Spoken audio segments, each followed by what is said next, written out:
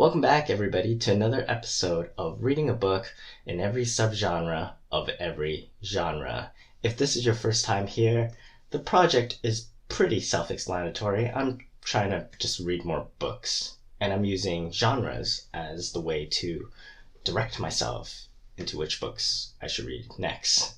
It's working out so far. I'm reading books that I wouldn't normally pick, like the one we're going to talk about today. I wouldn't be reading this book if it wasn't because I was reading this genre. And the genre today is Nanopunk. And the book representing that is Neal Stephenson's The Diamond Age, or A Young Lady's Illustrated Primer. Strange title. I'm pretty sure he wanted to call it A Young Lady's Illustrated Primer just as the main title, but then they're like, it sounds kind of weird. Let's call it The Diamond Age. So far I'm halfway through. I don't really know what the Diamond Age is. Doesn't really play a factor in the storyline or the plot or the characters so far. But let's stop there for a moment and talk about Nanopunk. What is Nanopunk? Well, Nanopunk, like all the other punk genre, lives under the sci-fi category. And it actually shares a lot of similarity with another genre we talked about in the past, biopunk, where biopunk talks about biotechnology. Nanopunk talks about nanotechnology, including like nanorobotics, which are essentially robots that are about like a nanometer large. That's how they're defined. So they're really small. A nanometer is, I don't exactly know how to read this. It's like a 10 to the power of negative 9 meters large. I don't know how big that is. That sounds pretty small, I guess. So right off the bat, you know that this book is going to be quite complex. It's full of very complex ideas. For the first while, it does a lot of describing different concepts, such as technology, your essential technologies that are embedded inside of you, such as if you want a gun or if you want your money, they can all be like embedded into you, into your body. While just reading this book, I kind of realized how challenging it is to write sci-fi, how the author kind of needs to be, in a way, almost smarter than the scientists that exist in order to kind of explain their concept, at least make it seem kind of plausible. So if you're looking for a book that's full of fun technology concepts, this is actually a really good one to choose because there's a lot of it just like right away in your face, and you kind of just have to like consume it all, which was a lot because I was reading this at night, and I'm just like, oh my god, this is like, I don't even know what is happening. It got exhausting at various points, but there were some fun technology that I mentioned, such as like robots and technology that are so small that you could actually like breathe it into you and it becomes a part of you, which is kind of scary. And then there is another one where it's like a display ad, but in your periphery, and you could everywhere you look in the side of your vision, you can see ads, and that's kind of scary, but that seems super plausible. In terms of storytelling, it's interesting seeing how Neal Stephenson tries to inject these like really complex ideas into like characters' conversations without it getting too bogged down. You kind of have to have the characters ask the right questions so it doesn't linger too long on this topic that honestly, I'm not sure if all of it is going to come together. It seems like a lot of it is just creating the environment, and not a lot of it is actually like impacting the plot. There's actually multiple storylines going on, but I think the main plot of this book revolves around this Young Lady's Illustrated Primer, which is this book that essentially acts as a guide to help young girls kind of get educated and learn about the world. Like, it's everything they need to know. It's right from this book. So the main character, Nell, she has these like stuffed animal friends, which is like one's a dinosaur, one's a rabbit, one's a duck, and one's a woman with purple hair. These stuffed animal begins to appear inside of this book, this Young Lady's Illustrated Primer, and it begins to teach her what to actually do, like sort of guides her through. So she has this like abusive family and kind of encourage her to run away. And so that's where we are right now. We're kind of understanding the power of this book, and it kind of brings up some questions as well, because this book is stolen. And at one point, the characters ask this philosophical question: a book that is stolen, that is being used by someone, and it's creating value, and it's teaching that person to be better, is that better than having that book just sit on a shelf where it belongs, not being used by anyone? Is that such a bad crime? So this Young Lady Illustrated Primer acts as this kind of messaging system, but it's communicating through stories, and the stories that kind of mirror reality, and it reminds me a lot of like reality fantasy type of stories, kind of like Pan's Labyrinth, where it kind of like blurs together. That's exactly what's happening right now. So you're getting this kind of loop-de-loop type of story structure where it feels repetitive at times, but just slightly different, slightly like tweaked in this kind of way. And another thing to mention is that Vancouver ends up being a setting in the story, and I'm from Vancouver, so it's always a lot of fun when your city gets a shout out in a random book that you're reading. That's always exciting, and it actually does a really good job at describing Vancouver. So overall, I'm mostly enjoying this book so far. It does have a lot of fun philosophical statements or questions in them, and I always appreciate that. One that stood out to me is one culture better than the other? Like when you just think of different cultures, is one culture better than the other?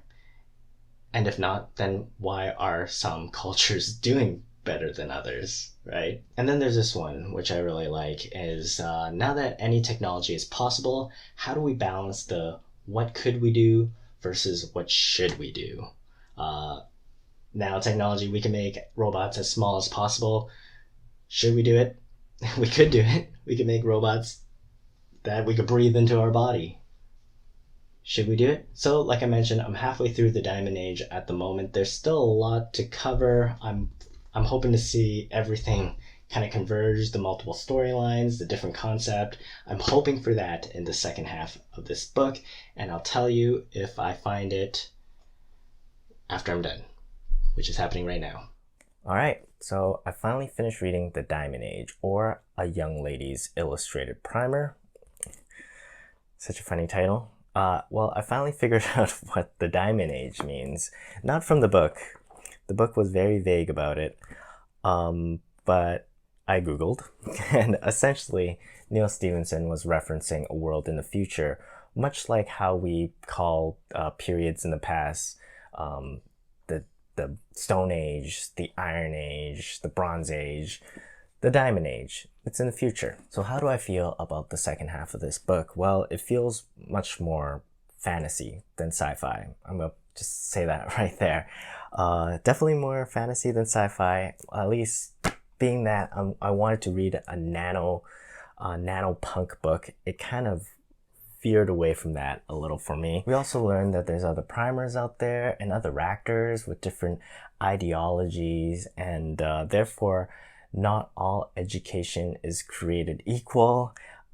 This book actually does a good job talking about the kind of the dark side of child development and how parents or educators can sometimes try to use power and technology as shortcuts. So this story jumps around a whole lot. It goes into what's happening inside the primer, jumps out into what's happening in real life. It gets kind of confusing, but there is one kind of takeaway I got from all that, and it said in the book, paraphrasing here, that a book can educate, but that's not intelligence. Intelligence is acquired through experience. So when things happen in real life, not in a book, we have to ask ourselves, why did that happen? Why did that happen? So Nell has these stuffed animal characters, and one thing that I did really enjoy was just kind of understanding what these these stuffed animal characters actually represented. So there's the duck, which essentially, according to this book, represented maternal and domestic values. Then there was the rabbit and the dinosaur, which represented masculine values and survival skills. And finally, there was Purple, which is, I think it's a woman with like purple hair. And she represented puberty. So that was interesting. I found that very interesting. I think this book essentially is like a coming of age story, both of Nell, the girl, and also of the world she's living in. It's coming of age, and it's like both the girl and the world is coming is growing up together. So this book is full of complicated ideas, which is one of the reasons why it made it so hard to get through. But there are a few ideas I got, and I would like to share them with you. One is that everybody wants to be clever, right? But if you actually want your ideas to pass on, then you have to exist within a tribe, or a files, as it's called in the book. And in this world, the Diamond Age world, there are three great tribes. There are the New Atlantis, there are the Hans, and then there are the Nippons. Another point that I thought was like really interesting is that there are two types of industries. There is the industry of things that you need, things that you need to survive on, and then there's the industry of entertainment. I think that's just a concept that you could, if you're into business or making money or growing something, that's something that, if you break it down, there's really those two things. Like I mentioned, at least the second half felt much more like a fantasy book than it did a sci-fi book, even though it's a nanopunk book. One of the reasons is that nanotech really did feel like magic. I mean, it didn't really require a lot of explanation. They tried. I feel like Neal Stephenson tried. In the end, I have to say, I'm sorry, this book really did feel like it was all over the place. I'm not going to edit this, but just a thought here. I think it might have worked better if it didn't have the stories inside the primer, if it just kind of stayed on the surface world a little bit. I didn't feel like just jumping in and out of two stories that in the end, I didn't feel like they totally related to each other, and I never felt really connected to any of the characters, really. But I must say that the last few chapters were really intense and really sexy, so it's all worth it in the end, right? It's all worth it in the end. So that's it. Thank you for joining me for another episode of reading a book in every subgenre of every genre. This is Neal Stephenson, The Diamond Age, or A Young Lady's Illustrated Primer in the nanopunk subgenre. What genre am I going to read next? I don't know. Feel free to leave your recommendations. I'm always interested to hear what you guys are reading, like what's interesting to you. So please share, and I'll see you real soon. Take care.